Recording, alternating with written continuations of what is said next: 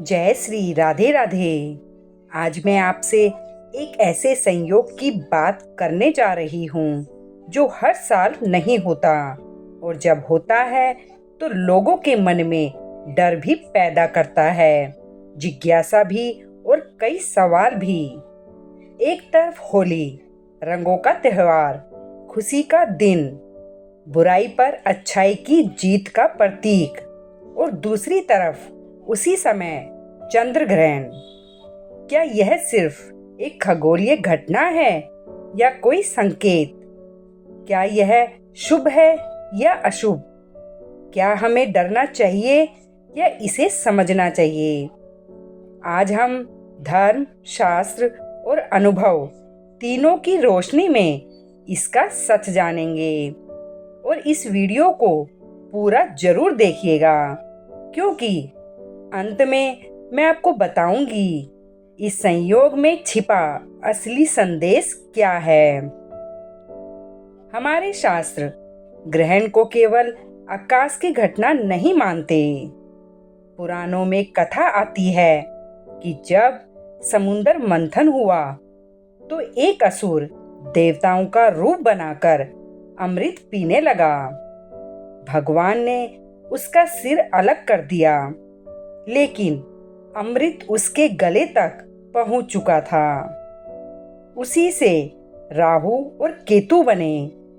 तभी से मान्यता है, जब राहु या केतु चंद्रमा को ढकते हैं तो उसे ग्रहण कहा जाता है। इसीलिए ग्रहण को केवल खगोलीय नहीं, ऊर्जात्मक घटना माना गया है। होली का अर्थ। अब होली को समझिए। होली केवल रंग खेलने का त्योहार नहीं है, यह दिन है अहंकार जलाने का, ईर्ष्या मिटाने का, मन की बुराई खत्म करने का। जब होलिका दहन होता है तो केवल लकड़ी नहीं जलती, जलता है क्रोध, द्वेष और मन का अंधकार। और अगले दिन रंग लगाना जीवन में नई शुरुआत का प्रतीक है। अब सोचिए, यदि इसी समय चंद्र ग्रहण पड़ जाए तो क्या यह केवल संयोग है या कोई संकेत? शास्त्र कहते हैं, जब कोई बड़ा पर्व और ग्रहण एक साथ आते हैं तो वह समय साधारण नहीं होता, उसे जागृति का समय कहा गया है। यानी वह समय हमें डराने नहीं, जगाने आता है। क्या आपने कभी महसूस किया है कि कभी-कभी जीवन में सब कुछ ठीक होते हुए भी मन पर अंधेरा छा जाता है, बिना कारण बेचैनी होती है, मन भारी रहता है और लगता है जैसे जीवन पर कोई छाया पड़ गई हो? और शायद ग्रहण हमें यही समझाने आता है कि जीवन में भी ऐसे समय आते हैं जब रोशनी कहीं नहीं जाती, बस कुछ देर के लिए ढक जाती है। जैसे चंद्रमा गायब नहीं होता, बस छिप जाता है, वैसे ही भगवान की कृपा भी जाती नहीं, बस हमारी श्रद्धा ढक जाती है। और होली का संदेश क्या है? अंधकार जलाओ और प्रकाश को वापस बुलाओ। इसलिए शायद यह संयोग हमें याद दिलाने आया है कि पहले अपने भीतर का अंधेरा पहचानो, फिर जीवन में रंग भरो। अब उपाय, ध्यान से सुनने वाला। और अब सबसे जरूरी बात, इस दिन हमें क्या करना चाहिए? धर्म कहता है, ग्रहण के समय भगवान का नाम जपें, मंत्र, पाठ या ध्यान करें, मन शांत रखें। ग्रहण के बाद स्नान करें, घर में शुद्धि करें। और क्या ना करें?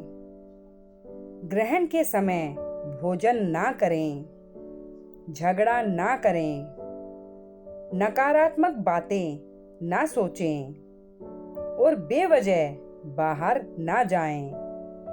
क्योंकि इस समय मन जल्दी प्रभावित होता है और इस समय की गई प्रार्थना सीधे भगवान तक पहुंचती है।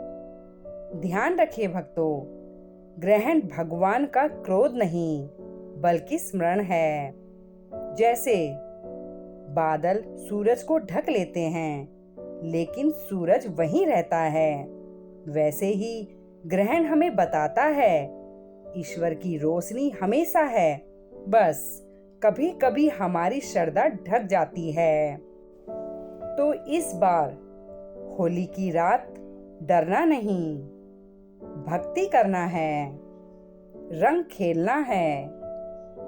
तो पहले मन को भगवान के रंग में रंगना, प्रार्थना करना कि जैसे चंद्रमा पर लगा ग्रहण हट जाता है, वैसे ही हमारे जीवन के कष्ट भी हट जाएं।